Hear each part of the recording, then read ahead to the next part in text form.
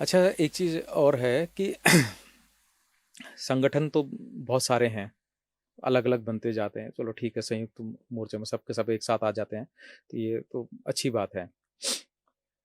लेकिन अभी अगर आपकी ये माँगें पूरी हो जाती हैं, हुँ।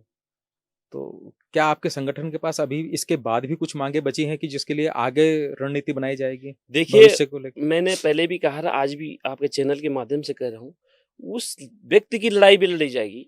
ऐसा नहीं है कि जो 10 साल वाले फ्रेम में आ गए, तो वो पीछे वालों को भूल जाए।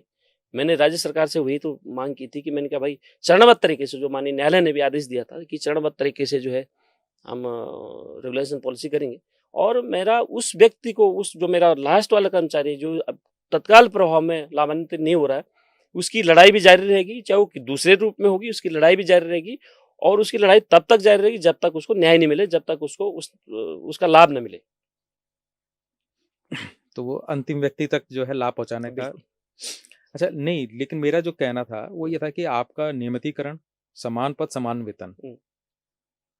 इनके अलावा भी कोई और ऐसा कुछ है कि जिसको आपको लगता है कि आज नहीं तो कल 2 साल, 4 साल बाद दोबारा ये माँग रखी जा सकती है? देखिए, मेन उद्देश्य तो नियमितीकरण का, और नियमितीकरण के लिए राज्य सरकार ने जो सब कमेटी गठित की है, और मुझे पूरा विश्वास है कि वो सब कमेटी जो है बहुत बढ़िया निर्णय लेने वाली है।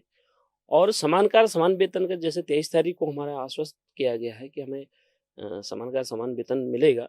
और हमने तो 10 साल की डिमांड करी थी कि जिसको 10 साल होते रहेंगे उसको आप समान कार्य समान वेतन देते रहेंगे। और राज्य सरकार ने 12 साल उसको लिया था। तो मैंने फिर रिक्वेस्ट की समिति के सामान्य सदस्य अध्यक्ष जी को, तो कहीं न कहीं 10 साल वो मान रहे हैं। और उसके बाद चरणबद्ध तरीके से फेज़ वाइज़, जो फेज़ मैनर में जो हमारी बात हुई है माँगों पे, कि 2-2 महीने के बाद जो है, जो 10 से नीचे वाला हमारा कर्मचारी होगा, वो उसके दायरे में आएगा, लाभ लेगा। फिर 2-2 चरणबद्ध तरीके से 2-2 महीने के नीचे से अंतराल में वो उस दायरे में आता रहेगा। और उसके अलावा तीसरी माँग तो हमारी कुछ है नहीं अभी। और जो इसके बाद जो जैसे जो नियम उसमें आ गया, नियमितीकरण में आ गया, तो ऐसा नहीं है कि संगठन को हम वाइंड अप कर देंगे। इस संगठन का रूप चेंज होगा, उसका नाम चेंज होगा, पर लड़ाई सबके लड़ी जाएगी। अच्छा, तो भविष्य में कभी प्रमोशन की भी डिमांड की जा सकती है फिर? बिल्कुल, बहुत सारी चीज़ें हैं, अभी तो मैं ये बहुत यही सारी लड़ाई यही मैं लड़नी जानना पड़ेगी। चाह रहा था असल हाँ, में बहुत कि सारी ऐसे लड़ाई और मैं क्या-क्या समझ गया मुद्दे था। हैं? बहुत सारी लड़ाई लड़नी पड़ेगी। और जैसे प्रमोशन क्या हो गया, अब अगर कई चीज़ें हैं डिपार्टमेंट में आने के बाद, हुँ, क्योंकि हुँ। हमने शुरू से ही संयुक्त लड़ाई लड़ी है, तो आगे भी हम संयुक्त लड़ाई लड़ेंगे। कई सारे इश्यू हैं, कई सारे मुद्दे हैं, उन पे हम संयुक्त लड़ाई लड़ेंगे। तो फिर ये मतलब ये डिमांड पूरी होने के बाद ये प्रमोशन की डिमांड के लिए कब मैदान में देखिए, ये होंगे? तो बहुत अभी भविष्य की गर्त में है। ये तो हम तो कह रहे हैं पहले उस दायरे में आ तो जाए हम, उसके बाद तो देखेंगे फिर, नेक्स्ट नहीं हो पाएगा तो फिर। अच्छा, एक चीज़ और मैंने सुनी है कि उपनल के अंदर जो है गेटिंग सेटिंग का भी कुछ खेल चलता है कि अगर जान-पहचान है, बढ़िया सब कुछ सेटिंग अच्छी है, तो काम आसान हो जाते हैं।